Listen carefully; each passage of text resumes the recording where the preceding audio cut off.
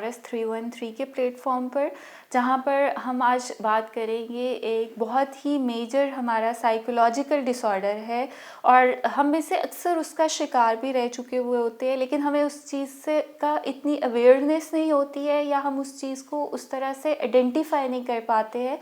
तो हमारी वो क्वालिटी ऑफ लाइफ को जो है, हमारी परफॉर्मेंस को जो है, वो काफ़ी हद तक इफ़ेक्ट कर रहा होता है। तो आज हम बात करेंगे एंजाइटी डिसऑर्डर के बारे में, या इसको हम उर्दू में तशवीश का मर्ज़ बोलते हैं। जैसे कि इसके वर्ड से ही हमें समझ आ रही है, तशवीश। अब तशवीश या एंजाइटी होती क्या है, इसमें पाई जाने वाली अलामात क्या है और कौन से ऐसे अवामिल होते हैं जिसकी वजह से हम एंजाइटी का शिकार होते हैं या हमें एंजाइटी का सामना करना पड़ता है। और अगर हम में से किसी को खुदा न खास्ता एंजाइटी के जो है वो मसला है तो उसको किस तरह से हल करेंगे। तो सबसे पहले मैं बात करूँगी कि एंजाइटी होती क्या, what is the anxiety. Anxiety is basically आपके इमोशंस के साथ रिलेटेड होती है, आपके जज्बात के साथ रिलेटेड होती है। अक्सर लोग हम में से बहुत सारे दफ़ा ऐसी सिचुएशंस में से गुजरे हुए होते हैं जहाँ पर हमें बहुत टेंशन हो रही होती है। जिसकी एग्जांपल मैं दूंगी, अगर स्टूडेंट्स हैं तो जब उन्होंने प्रेजेंटेशन देनी होती है तो उनको एक बहुत एंजाइटी की फीलिंग होती है। या अगर हम ऑफिस में कहीं पर काम करते हैं और हम किसी मीटिंग में हैं जहाँ पर आपका एक लीडिंग रोल है या आपने बहुत सारी ऑडियंस को फेस करना है, तो हमें वहाँ पर एक अवॉइडेंस की फीलिंग या एक एंजाइटी की फीलिंग आती है। लेकिन एंजाइटी डिसऑर्डर हमारी डे टू डे एंजाइटी से या हमारी पर्टिकुलर सिचुएशनल एंजाइटी से डिफरेंट होती है। अब एंजाइटी डिसऑर्डर हम कब बोलते हैं, डिसऑर्डर का वर्ड बट हम वहाँ पर यूज़ करते हैं जब हमें हमारे कुछ थॉट्स, कुछ इमोशंस, कुछ फीलिंग्स, कुछ बिहेवियर्स की वजह से कुछ रुकावटों का सामना करना पड़ जाता है। जिस तरह एंजाइटी की अगर मैं बात करूँ तो अगर प्रेजेंटेशन देने के लिए कोई स्टूडेंट खड़ा हुआ है डाइस पर, तो जो वो शुरू के उसके 2 से 4 मिनट होते हैं वो उसके लिए बड़े मुश्किल होते हैं। लेकिन जब वो अपनी रूटीन पेस में आ जाता है तो वो वही काम आराम से आसानी से कर लेता है। ये नॉर्मल पैटर्न है। लेकिन अगर एक स्टूडेंट है जो कि अपनी क्लासेस छोड़ना शुरू कर दे, वो अपनी क्लास को अटेंड करना छोड़ दे, या वो इस तरह के सब सिचुएशंस को अटेंड करना छोड़ दे जहाँ पर उसको बोलना पड़े या उसको ऑडियंस का सामना करना पड़े, जिसकी वजह से उसकी एजुकेशनल परफॉर्मेंस भी इफ़ेक्ट होना शुरू हो जाए, उसके एक पर्सनल जो कॉन्फिडेंस लेवल है वो भी इफ़ेक्ट होना शुरू हो जाए, और साथ ही उसकी जो सोशल इंटरेक्शंस है, उसका जो फ्रेंड सर्कल है, उसके जो क्लासमेट्स के साथ रिलेशनशिप है, वो इफ़ेक्ट होना शुरू हो जाए। तो वहाँ पर हम कहते हैं अब ये डिसऑर्डर है। उसकी एक नॉर्मल फंक्शनैलिटी जो है वो उससे इफ़ेक्ट होना शुरू हो गई है।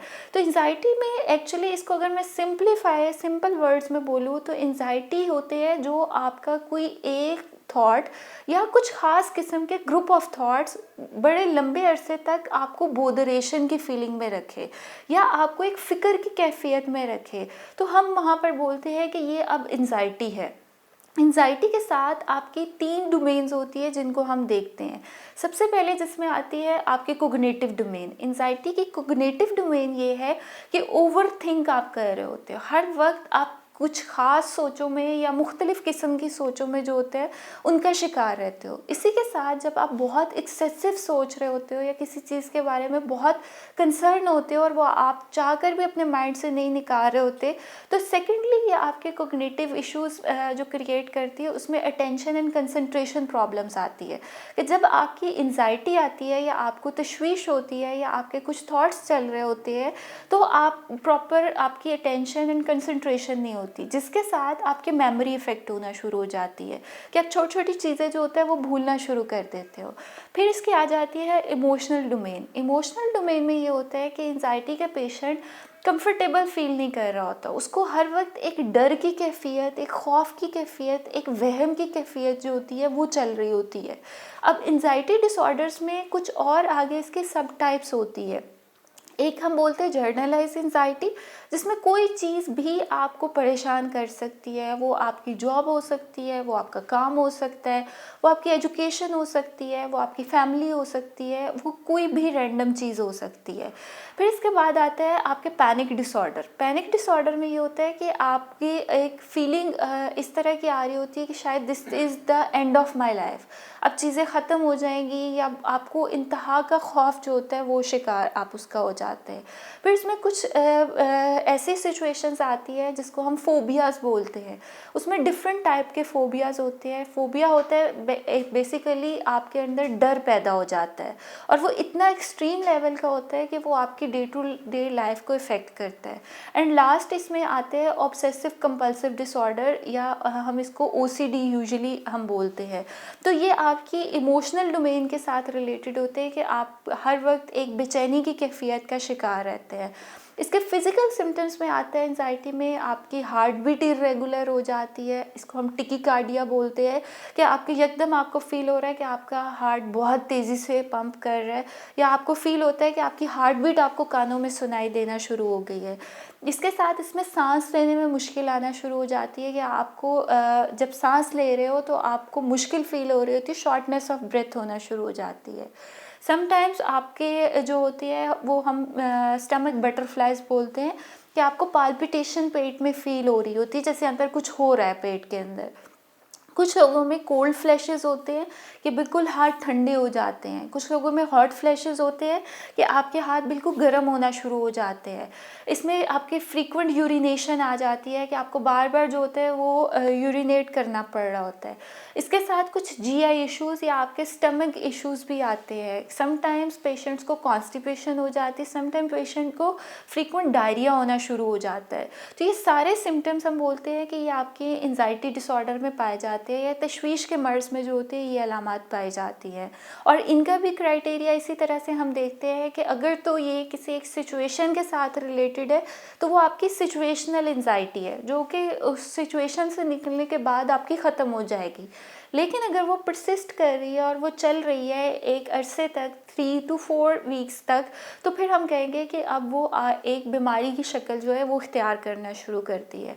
इसके बारे में बात करना क्यों ज़रूरी है? वो इसलिए ज़रूरी है कि अगर मुझे एंजाइटी है फॉर एग्ज़ाम्पल, तो मैं लोगों से मिलना कम कर दूँगी, या मैं लोगों के पास जाना कम कर दूँगी, क्योंकि मुझे सोशल एंजाइटी होती है, मैं लोगों पे उतनी कॉन्फिडेंट नहीं होती हूँ।